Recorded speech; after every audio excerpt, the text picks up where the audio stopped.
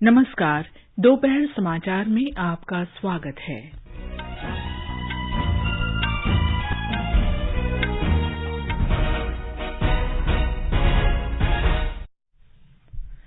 प्रधानमंत्री नरेंद्र मोदी ने नई दिल्ली में वित्त और कॉरपोरेट मामलों के मंत्रालयों के आइकॉन सप्ताह समारोह का उद्घाटन किया। श्री मोदी ने कहा, जन कल्याण आधारित शासन और सुशासन उनकी सरकार की विशेषता है। प्रधानमंत्री ने ऋण से जुड़ी सरकारी योजनाओं के लिए राष्ट्रीय पोर्टल जन समर्थ की शुरुआत की। साथ ही आजादी का अमृत महोत्सव को समर्पित 5 नए सिक्कों की श्रृंखला जारी की। राष्ट्रपति रामनाथ कोविंद ने उत्तर प्रदेश राज्य विधानमंडल के संयुक्त सत्र को संबोधित किया। भारत ने इस्लामिक सहयोग संगठन सचिवालय की टिप्पणी को खारिज किया, इसे अवांछनीय और संकीर्ण बताया। उत्तराखंड के मुख्यमंत्री पुष्कर धामी ने उत्तरकाशी दुर्घटना की न्यायिक जांच की घोषणा की। इस घटना में 26 लोगों की मौत हुई है। मौसम विभाग ने आज दिल्ली के लिए येलो अलर्ट और अलग अलग स्थानों पर लू की चेतावनी जारी की।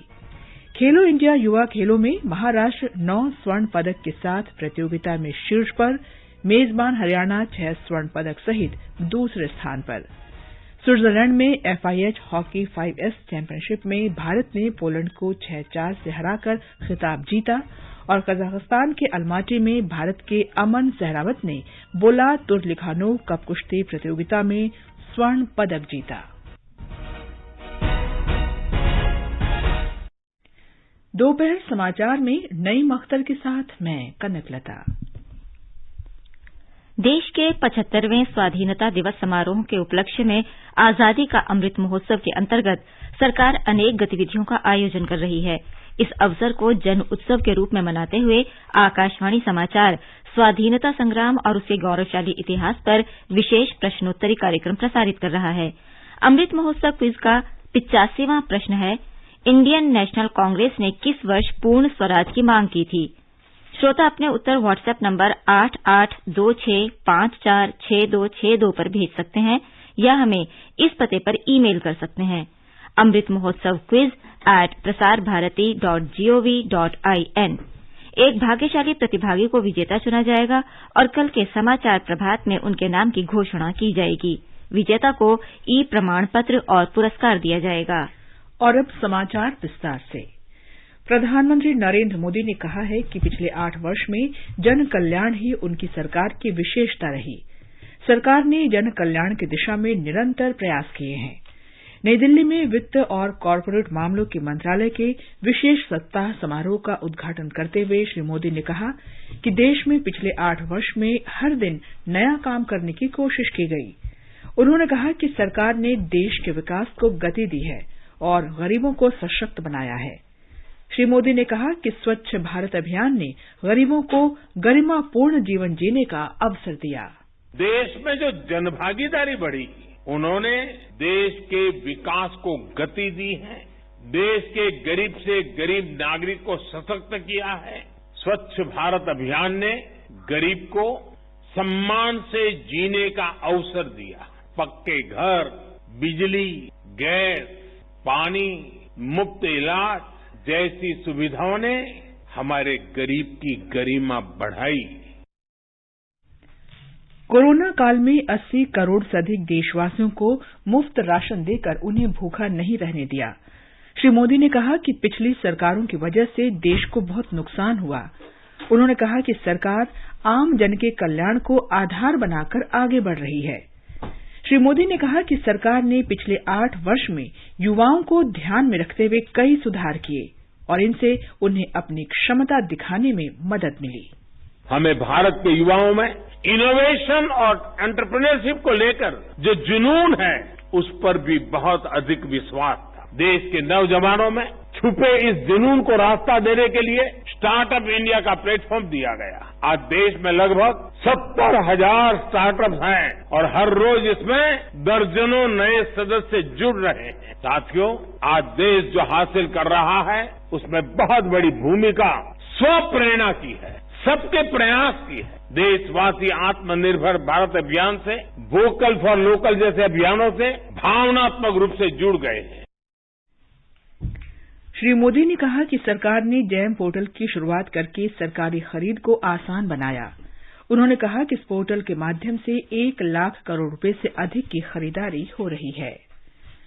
श्री मोदी ने कहा कि आजादी का अमृत महोत्सव केवल स्वतंत्रता के 75 वर्ष का उत्सव नहीं है, बल्कि स्वाधीनता सेनानियों द्वारा देखे गए आजाद भारत के सपनों को पूरा करने का क्षण है। उन्होंने कहा कि हर देशवासी का ये कर्तव्य है कि वो अपने स्तर पर राष्ट्र के विकास में विशेष योगदान दे। ये नए संकल्पों के लिए खुद को समर्पित करने का क्षण है। प्रधानमंत्री ने ऋण से जुड़ी सरकारी योजनाओं के लिए राष्ट्रीय पोर्टल जन समर्थ पोर्टल की भी शुरुआत की। अपनी तरह का ये पहला पोर्टल है जो लाभार्थियों को सीधे ऋणदाताओं से जोड़ता है। जन समर्थ पोर्टल का मुख्य उद्देश्य सरल और आसान डिजिटल प्रक्रियाओं के माध्यम से विभिन्न क्षेत्रों का मार्गदर्शन और सरकारी लाभ प्रदान करके समावेशी विकास को प्रोत्साहित करना है। आज जन समर्थ पोर्टल लॉन्च किया गया है, वो इसी लक्ष्य के साथ बढ़ाया गया है। अब भारत सरकार की सभी क्रेडिट लिंक स्कीम्स अलग अलग माइक्रो साइटों पर नहीं बल्कि एक ही जगह पर उपलब्ध होगी। ये जन समर्थ पोर्टल छात्रों का, एंटरप्रेन्योर्स का, व्यापारियों, कारोबारियों का, किसानों का जीवन तो आसान बनाएगी ही, उन्हें अपने सपने पूरे करने में भी मदद करेगा। प्रधानमंत्री ने आजादी का अमृत महोत्सव को समर्पित 1, 2, 5, 10 और 20 रुपए के मूल्य वर्ग के नए सिक्कों की विशेष श्रृंखला जारी की। दृष्टिबाधित व्यक्ति भी इन सिक्कों को पहचान सकेंगे। आज यहाँ रुपये की गौरवशाली यात्रा को भी दिखाया गया। इस सफर से परिचित कराने वाली डिजिटल प्रदर्शनी भी शुरू हुई और आजादी के अमृत महोत्सव के लिए समर्पित नए सिक्के भी जारी किए गए। ये नए सिक्के देश के लोगों को निरंतर अमृत काल के लक्ष्य की याद दिलाएंगे, उन्हें राष्ट्र के विकास में योगदान के लिए प्रेरित करेंगे। राष्ट्रपति रामनाथ कोविंद ने कहा है कि उत्तर प्रदेश अनेकता में एकता का जीवंत उदाहरण है। आज लखनऊ में आजादी का अमृत महोत्सव वर्ष के उपलक्ष्य में आयोजित राज्य विधानमंडल की संयुक्त बैठक को संबोधित करते हुए उन्होंने कहा कि उत्तर प्रदेश की सामाजिक, सांस्कृतिक, आर्थिक और भौगोलिक विविधता लोकतंत्र को और मजबूत बनाती है। श्री कोविंद ने कहा कि उन्हें विश्वास है कि उत्तर प्रदेश जल्द ही $1 ट्रिलियन की अर्थव्यवस्था बन जाएगा। उत्तर प्रदेश की सामाजिक, सांस्कृतिक, आर्थिक व भौगोलिक विविधता यहाँ के लोकतंत्र को और भी समृद्ध और मजबूत बनाती है। उत्तर प्रदेश की 20 करोड़ से अधिक की आबादी अनेकता में एकता की हमारी सांस्कृतिक विशेषता का बहुत अच्छा उदाहरण हमारे सामने प्रस्तुत करती है। इस महत्वपूर्ण राज्य में आप सबका जनप्रतिनिधि के रूप में निर्वाचित होना विशेष महत्व की बात है। मेरे लिए उत्तर प्रदेश की प्रत्येक यात्रा अपनी जन्मस्थली व आरंभिक जीवन की कर्मस्थली से जुड़ने और अपने प्रियजनों से मिलने का अवसर भी प्रदान करती रही। राष्ट्रपति कोविंद ने कहा कि बाबा साहेब डॉक्टर भीमराव अम्बेडकर ने ही कहा था कि भारतीय लोकतंत्र के बीज पश्चिमी दुनिया में नहीं बल्कि बुद्ध काल के संघों में पाए जाते थे। राष्ट्रपति ने कहा कि उत्तर प्रदेश विधानसभा में 47 महिला सदस्यों की मौजूदगी एक स्वागत योग्य संकेत है। उन्होंने कहा कि विधानमंडल में महिलाओं के प्रतिनिधित्व को बढ़ाए जाने की अब भी जरूरत है। सामाजिक समावेश की दृष्टि से यह एक अच्छी उपलब्धि है कि वर्तमान विधानमंडल में समाज के विभिन्न वर्गों के प्रतिनिधित्व का दायरा कहीं अधिक व्यापक हुआ है।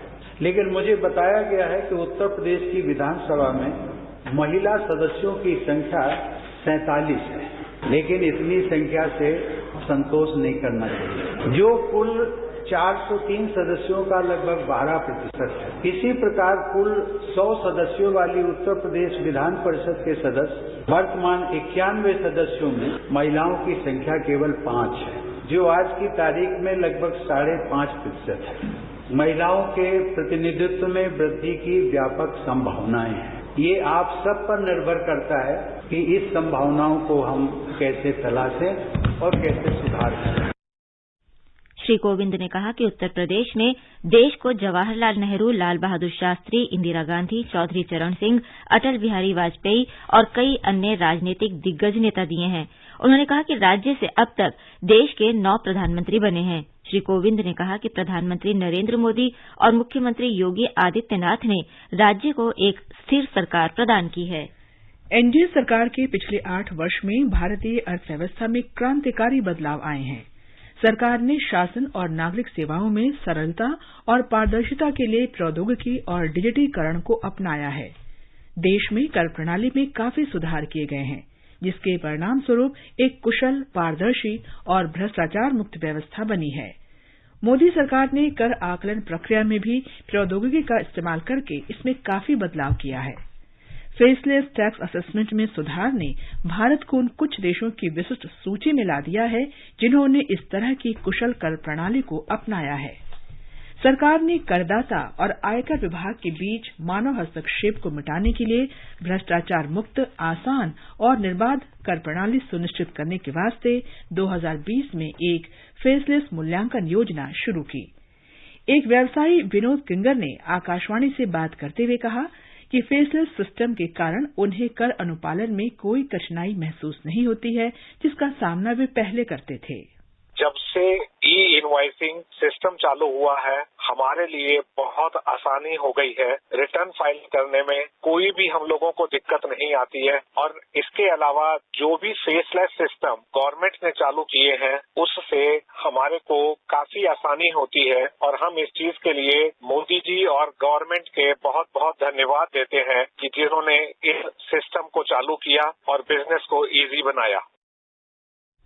फेसलेस असेसमेंट सिस्टम मोदी सरकार के मंत्र न्यूनतम सरकार, अधिकतम सुशासन के साथ देश में जीवन जीने में आसानी को सुनिश्चित कर रहा है। संकट में भागीदार भारत सरकार। कोरोना महामारी में 80 करोड़ लोगों को मिला मुफ्त राशन। 31,90,000 रेहड़ी पटरी वालों को मिला बिना गारंटी लोन। सबका साथ, सबका विकास, सबका विश्वास और सबका प्रयास। 8 साल सेवा, सुशासन, गरीब कल्याण। ये समाचार हमारी वेबसाइट newsonair.com/hindi और हमारे mobile app news on AIR पर भी उपलब्ध हैं। सुनो ना, हाँ? सोच रहा हूँ अपना बिजनेस क्यों न बढ़ा लूं। तो रोका किसने है? हाँ? रोका तो किसी ने नहीं, पर समझ नहीं आ रहा कि मदद किससे मांगूं। मुझसे। तुमसे? तो अच्छा बताओ फिर। आकाशवाणी है ना, मैंने सुना है उसका नेटवर्क देश भर में फैला है। पर उससे मेरा क्या फायदा? देखो, फायदा है। जिस शहर में चाहो विज्ञापन की मदद से उपभोक्ताओं तक पहुँच जाओ।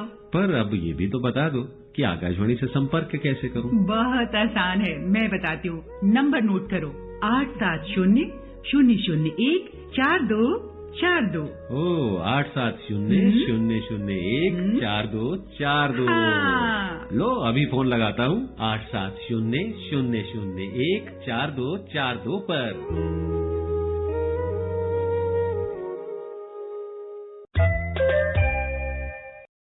दोपहर समाचार में आपका फिर स्वागत है। भारत ने इस्लामिक सहयोग संगठन की टिप्पणी को अवांछनीय और संकीर्णतापूर्ण बताया है। विदेश मंत्रालय के प्रवक्ता अरिंदम बागची ने आज पत्रकारों से बातचीत में कहा कि भारत सरकार सभी धर्मों का समान रूप से सम्मान करती है। श्री बागची ने कहा कि किसी भी व्यक्ति द्वारा एक धार्मिक व्यक्तित्व के खिलाफ किए गए अपमान और आपत्तिजनक ट्वीट तथा टिप्पणी को किसी भी रूप में सरकार का विचार नहीं माना जा सकता। प्रवक्ता ने कहा कि टिप्पणी करने वाले व्यक्तियों के खिलाफ उचित और कड़ी कार्रवाई की जा चुकी है।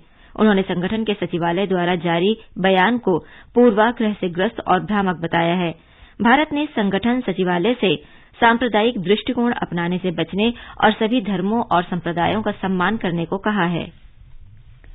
भारत ने दूसरे देशों में अल्पसंख्यकों के साथ व्यवहार पर पाकिस्तान के प्रधानमंत्री के ट्वीट संदेश और विदेश मंत्रालय के वक्तव्य को बेतुका बताया है, जबकि पाकिस्तान खुद लगातार अल्पसंख्यकों के अधिकारों का हनन करता रहा है।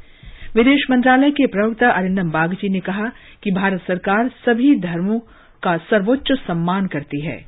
श्री बागची ने कहा कि दुनिया इस बात की गवाह रही है कि पाकिस्तान में हिंदुओं, सिखों, ईसाइयों और अहमदियों सहित अल्पसंख्यकों का उत्पीड़न होता है। भारत ने पाकिस्तान से कहा कि वो दुष्प्रचार करने और भारत में सांप्रदायिक वैमनस्य पैदा करने के प्रयास करने की बजाय अपने यहां अल्पसंख्यक समुदायों की सुरक्षा और कल्याण पर ध्यान दे। विदेश मंत्री डॉक्टर एस जयशंकर ने आज चेक गणराज्य के प्राग में भारतवंशियों से बातचीत की। विदेश मंत्री 2 देशों की यात्रा के क्रम में चेक गणराज्य में हैं। डॉक्टर जयशंकर ने एक ट्वीट में कहा कि चेक गणराज्य में भारतीय समुदाय का विस्तार काफी उत्साहजनक है। उन्होंने भारतवंशियों से बातचीत में स्वदेश में हो रहे विकास का उल्लेख किया और दोनों देशों के द्विपक्षीय संबंधों की चर्चा की। रक्षा मंत्री राजनाथ सिंह भारत की $10 करोड़ की रक्षा ऋण सुविधा से विनिर्मित 12 हाई स्पीड गार्ड बोट सौंपने के लिए 8 जून से 3 दिन की वियतनाम यात्रा पर जाएंगे।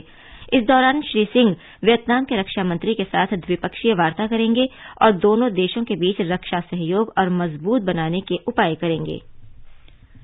प्रवर्तन निदेशालय महाराष्ट्र सरकार के पूर्व मंत्रियों अनिल देशमुख और नवाब मलिक के खिलाफ धन शोधन के अलग अलग मामलों की जांच कर रहा है। दोनों नेताओं ने आगामी राज्यसभा चुनावों में मतदान की अनुमति मांगी है और उनके आवेदनों पर जवाब दाखिल करने के लिए अदालत से समय मांगा है। अदालत ने निदेशालय को कल तक जवाब दाखिल करने को कहा है। मामले में अगली सुनवाई 8 जून को होगी। आगे बढ़ने से पहले मुख्य समाचारों पर एक नजर। प्रधानमंत्री नरेंद्र मोदी ने नई दिल्ली में वित्त और कॉरपोरेट मामलों के मंत्रालयों के आइकॉन सप्ताह समारोह का उद्घाटन किया। श्री मोदी ने कहा, जन कल्याण आधारित शासन और सुशासन उनकी सरकार की विशेषता है। प्रधानमंत्री ने ऋण से जुड़ी सरकारी योजनाओं के लिए राष्ट्रीय पोर्टल जन समर्थ की शुरूआत की। साथ ही आजादी का अमृत महोत्सव को समर्पित 5 नए सिक्कों की श्रृंखला जारी की। राष्ट्रपति रामनाथ कोविंद ने उत्तर प्रदेश राज्य विधानमंडल के संयुक्त सत्र को संबोधित किया। भारत ने इस्लामिक सहयोग संगठन सचिवालय की टिप्पणी को खारिज किया, इसे अवांछनीय और संकीर्ण बताया। उत्तराखंड के मुख्यमंत्री पुष्कर धामी ने उत्तरकाशी दुर्घटना की न्यायिक जांच की घोषणा की। इस घटना में 26 लोगों की मौत हुई। मौसम विभाग ने आज दिल्ली के लिए येलो अलर्ट और अलग अलग स्थानों पर लू की चेतावनी जारी की। खेलो इंडिया युवा खेलों में महाराष्ट्र 9 स्वर्ण पदक के साथ प्रतियोगिता में शीर्ष पर, मेजबान हरियाणा 6 स्वर्ण पदकों सहित दूसरे स्थान पर। स्विट्जरलैंड और FIH हॉकी 5S चैंपियनशिप में भारत ने पोलैंड को 6-4 से हराकर खिताब जीता और कजाकिस्तान के अलमाटी में भारत के अमन सहरावत ने बोलाद तुर्खिलानोव कप कुश्ती प्रतियोगिता में स्वर्ण पदक जीता। उत्तराखंड में डामटा के नजदीक एक बस के गहरी खाई में गिरने से 26 तीर्थयात्रियों की मौत हो गई और 4 घायल हो गए। बस में सवार 32 यात्री मध्य प्रदेश के पन्ना जिले के थे। ये दुर्घटना यमुनोत्री राष्ट्रीय राजमार्ग पर डामटा और बर्नीघाट के बीच हुई। ब्यौरा हमारे संवाददाता से। मध्य प्रदेश के मुख्यमंत्री शिवराज सिंह चौहान प्रदेश के मुख्यमंत्री पुष्कर सिंह धामी के साथ आज दुर्घटना स्थल का मुआयना करने जा रहे हैं। इससे पहले श्री शिवराज सिंह चौहान ने प्रदेश के अधिकारियों के साथ बैठक कर दुर्घटना के बारे में विस्तृत जानकारी ली। वे देहरादून के एक अस्पताल में भी गए, जहां दुर्घटना में घायल लोगों का इलाज चल रहा है। इस बीच राष्ट्रपति रामनाथ कोविंद और उपराष्ट्रपति एम वेंकैया नायडू ने दुर्घटना में मृत लोगों के प्रति श्रद्धांजलि व्यक्त की है और घायलों के शीघ्र स्वस्थ होने की कामना की है। उधर हादसे के शिकार तीर्थयात्रियों के शव पोस्टमार्टम के लिए जौहरी ग्रांट अस्पताल लाए जा रहे हैं। राघवेश पांडे, आकाशवाणी समाचार, देहरादून। उत्तराखंड के मुख्यमंत्री पुष्कर सिंह धामी ने दुर्घटना की जांच के आदेश दिए हैं। श्री धामी ने दुर्घटना की सूचना मिलने के बाद जिला प्रशासन को राहत और बचाव कार्य में तेजी लाने के निर्देश दिए। इस बीच मध्य प्रदेश के मुख्यमंत्री शिवराज सिंह चौहान ने वाहन चालक से मुलाकात कर हादसे की जानकारी ली। श्री चौहान ने संवाददाताओं को बताया कि ये दुर्घटना स्टीयरिंग व्हील के खराब होने के कारण हुई। मृतकों के शव विमान से उनके पैतृक स्थान भेजे जा रहे हैं। ड्राइवर ने जो बताया, क्योंकि ड्राइवर बच गए कि स्टीयरिंग फेल होने के कारण पहले उसने कोशिश की कि पहाड़ से टकरा के गाड़ी रोकने का प्रयास करे, लेकिन टकरा के वो नीचे खाई में गिर गई। 3 मध्य प्रदेश के घायल हैं तीर्थयात्री, उनका इलाज जारी है और कोशिश कर रहे हैं कि उनकी जान बच जाए। हमने ये भी तय किया कि जो मृतक परिवार है उनको 5 लाख रुपए की मृतकों के परिवारों को राहत की राशि दी जाएगी। राष्ट्रपति, उपराष्ट्रपति और प्रधानमंत्री ने दुर्घटना में लोगों की मृत्यु पर शोक व्यक्त किया है। राष्ट्रपति रामनाथ कोविंद ने मृतकों के परिवारों के प्रति संवेदना व्यक्त की। उपराष्ट्रपति एम वेंकैया नायडू ने घायलों के शीघ्र स्वस्थ होने की कामना की है। प्रधानमंत्री नरेंद्र मोदी ने मृतकों के परिजनों को प्रधानमंत्री राष्ट्रीय राहत कोष से 2-2 लाख रुपए की अनुग्रह राशि देने की घोषणा की। घायलों को 50-50 हजार रुपए दिए जाएंगे। आजादी का अमृत महोत्सव के अंतर्गत आइए अब सुनते हैं आकाशवाणी की विशेष प्रस्तुति आजादी का सफर। आजादी का अमृत महोत्सव।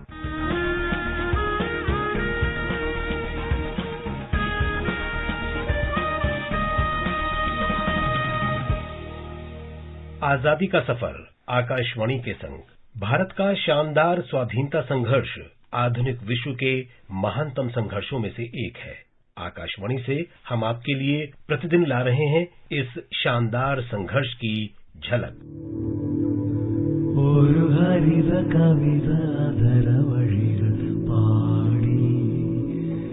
वंदे मातरम आदरवेट्टु पाड़ी वंदे मातरम। आज की कड़ी में हम राष्ट्रवादी एन्नी मस्कारेने को स्मरण कर रहे हैं। उनका जन्म 6 जून 1902 को त्रिवेंद्रम में हुआ था। अक्कम्मा चेरियन और पैटम तानु पिड़ले के साथ मस्कारेने स्वतंत्रता आंदोलन और रियासतों के भारतीय संघ में विलय के समर्थक प्रमुख नेताओं में थीं। भारत में भाग्य में शांतिरन्न मण्णु निंदेदल्लो एन्ने चोरैयिल आशभावमायि नी विडर्नु निल्कयानिदा। फरवरी 1938 में त्रावणकोर के लिए उत्तरदायी सरकार स्थापित करने के उद्देश्य से राजनीतिक पार्टी त्रावणकोर स्टेट कांग्रेस बनी। तब मस्कारेने उसमें शामिल होने वाली पहली महिलाओं में थीं। उन्हें पार्टी की कार्यकारिणी में नियुक्त किया गया। 1938 और 1939 में मस्कारेने ने त्रावणकोर सरकार के आर्थिक विकास बोर्ड में कार्य किया। 1942 में वे भारत छोड़ो आंदोलन में शामिल हुईं। 2 वर्ष उपरांत वे त्रावणकोर स्टेट कांग्रेस की सचिव चुनी गईं। मस्कारेने की गतिविधियों के कारण उन्हें 1939 से 1947 के बीच कई बार गिरफ्तार किया गया और जेल भेजा गया।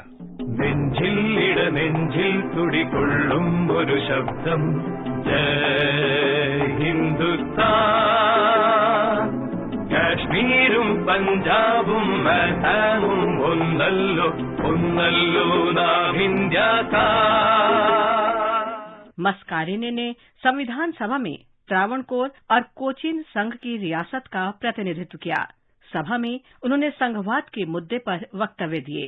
वे 1948 और 1952 के बीच त्रावणकोर और कोचीन विधानसभा की सदस्य भी रहीं। वहां उन्होंने कुछ समय के लिए स्वास्थ्य और बिजली मंत्रालय का उत्तरदायित्व भी संभाला। मस्कारेने स्वतंत्र उम्मीदवार के रूप में प्रथम लोकसभा के लिए निर्वाचित हुईं। वे केरल की पहली महिला थीं जो लोकसभा के लिए चुनी गई थीं।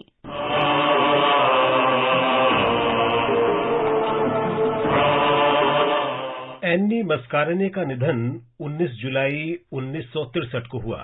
उन्होंने जीवन पर्यंत लोगों की बेहतरी के लिए कार्य जारी रखा। इस महान राष्ट्रवादी महिला को नमन। ಜೋಗದ ಸಿರಿ ಬೆಳಕಿನಲ್ಲಿ ತುಂಗೆಯ ತೆನೆ ಬಳುಕಿನಲ್ಲಿ ಸಹ್ಯಾದ್ರಿಯ ಲೋಹದ ದಿರವು ತುಂಗದ ನಿಲುಕಿನಲ್ಲಿ। हम राष्ट्रवादी हनुमंतप्पा नरसिम्हैया को भी स्मरण कर रहे हैं। उनका जन्म 6 जून 1920 को कर्नाटक के होसुर में हुआ था। युवा राष्ट्रवादी 1935 में बेंगलुरु में नेशनल हाई स्कूल में पढ़ने गए। वो स्कूल आरंभिक वर्षों से ही उनके लिए महात्मा गांधी के साथ बातचीत का मंच बन गया। महात्मा गांधी इस स्कूल में आए और युवा नरसिम्हैया ने गांधी जी के भाषण का अनुवाद किया। वे आजीवन गांधीवादी बन गए और भारत छोड़ो आंदोलन के दौरान 9 महीने जेल में रहे।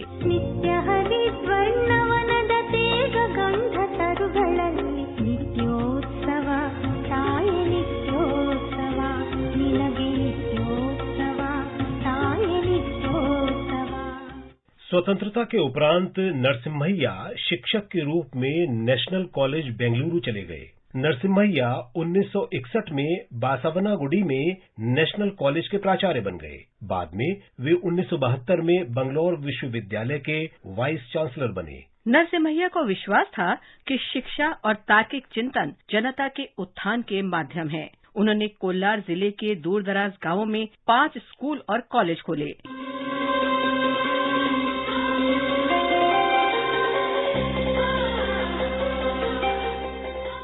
नरसिम्हैया को भारत सरकार ने 1985 में पद्म भूषण से सम्मानित किया। 2005 में उनका निधन हो गया। पूरे राजकीय सम्मान के साथ उनका अंतिम संस्कार किया गया।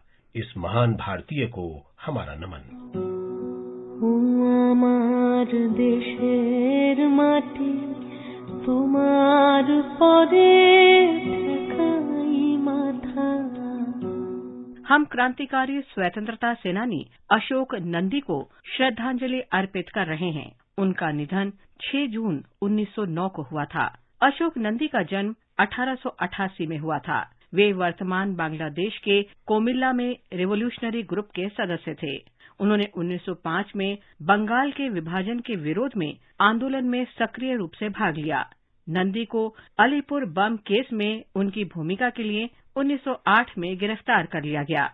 6 जून 1909 को प्रेसिडेंसी जेल में उनका निधन हो गया। शहीद नंदी को हमारा नमन।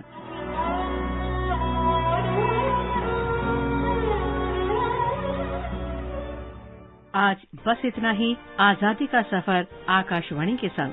कल फिर मिलेंगे नई कड़ी के साथ।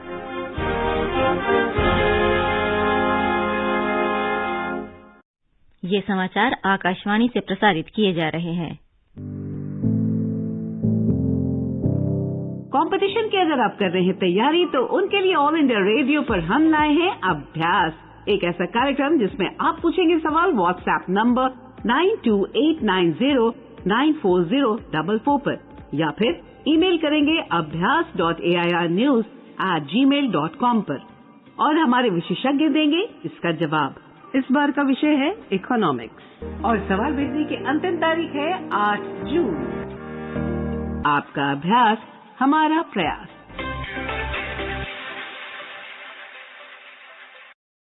ये आकाशवाणी है। खेलो इंडिया युवा खेल की पदक तालिका में महाराष्ट्र 9 स्वर्ण पदकों के साथ पहले स्थान पर है। मेजबान हरियाणा ने 6 स्वर्ण पदक जीते हैं और वो दूसरे स्थान पर है। मणिपुर 4 स्वर्ण पदक सहित 6 पदकों के साथ तीसरे स्थान पर है। भारत ने FIH हॉकी 5S चैंपियनशिप का खिताब जीत लिया है। स्विट्जरलैंड के लुसान में कल फाइनल में भारत ने पोलैंड को 6-4 से हराया। कजाकिस्तान के अलमाटी में भारत के अमन सहरावत ने बोलार्ड तुर्खिलानोव कप कुश्ती प्रतियोगिता में स्वर्ण पदक जीत लिया है। बजरंग पूनिया को कांस्य पदक मिला। मौसम विभाग ने आज राजधानी के विभिन्न स्थानों पर लू चलने और लोगों को गर्मी से बचने के लिए येलो अलर्ट जारी किया है। राष्ट्रीय राजधानी क्षेत्र दिल्ली में कल भीषण गर्मी रही। कुछ इलाकों में अधिकतम तापमान 45 डिग्री को पार कर गया। और अब एक नजर आज के मौसम पर। मुंबई, कोलकाता और चेन्नई में आंशिक रूप से बादल छाए रहेंगे। जम्मू, श्रीनगर और मुजफ्फराबाद में आसमान साफ रहेगा। दोपहर या शाम तक आंशिक रूप से बादल घिर सकते हैं। लेह और गिलगित में भी आंशिक रूप से बादल छाए रहेंगे। बुलेटिन समाप्त होने से पहले अमृत महोत्सव क्विज का आज का प्रश्न फिर से सुन लें। इंडियन नेशनल कांग्रेस ने किस वर्ष पूर्ण स्वराज की मांग की थी? अंत में मुख्य समाचार एक बार फिर। प्रधानमंत्री नरेंद्र मोदी ने नई दिल्ली में वित्त और कॉरपोरेट मामलों के मंत्रालयों के आइकॉन सप्ताह समारोह का उद्घाटन किया। श्री मोदी ने कहा, जन कल्याण आधारित शासन और सुशासन उनकी सरकार की विशेषता है। प्रधानमंत्री ने ऋण से जुड़ी सरकारी योजनाओं के लिए राष्ट्रीय पोर्टल जन समर्थ की शुरुआत की। साथ ही आजादी का अमृत महोत्सव को समर्पित 5 नए सिक्कों की श्रृंखला जारी की। राष्ट्रपति रामनाथ कोविंद ने उत्तर प्रदेश राज्य विधानमंडल के संयुक्त सत्र को संबोधित किया। भारत ने इस्लामिक सहयोग संगठन सचिवालय की टिप्पणी को खारिज किया, इसे अवांछनीय और संकीर्ण बताया। उत्तराखंड के मुख्यमंत्री पुष्कर धामी ने उत्तरकाशी दुर्घटना की न्यायिक जांच की घोषणा की। इस घटना में 26 लोगों की मौत हुई है। मौसम विभाग ने आज दिल्ली के लिए येलो अलर्ट और अलग अलग स्थानों पर लू की चेतावनी जारी की। खेलो इंडिया युवा खेलों में महाराष्ट्र 9 स्वर्ण पदक के साथ प्रतियोगिता में शीर्ष पर, मेजबान हरियाणा 6 स्वर्ण पदकों के साथ दूसरे स्थान पर। इसके साथ ही दोपहर समाचार का ये अंक समाप्त हुआ। नमस्कार।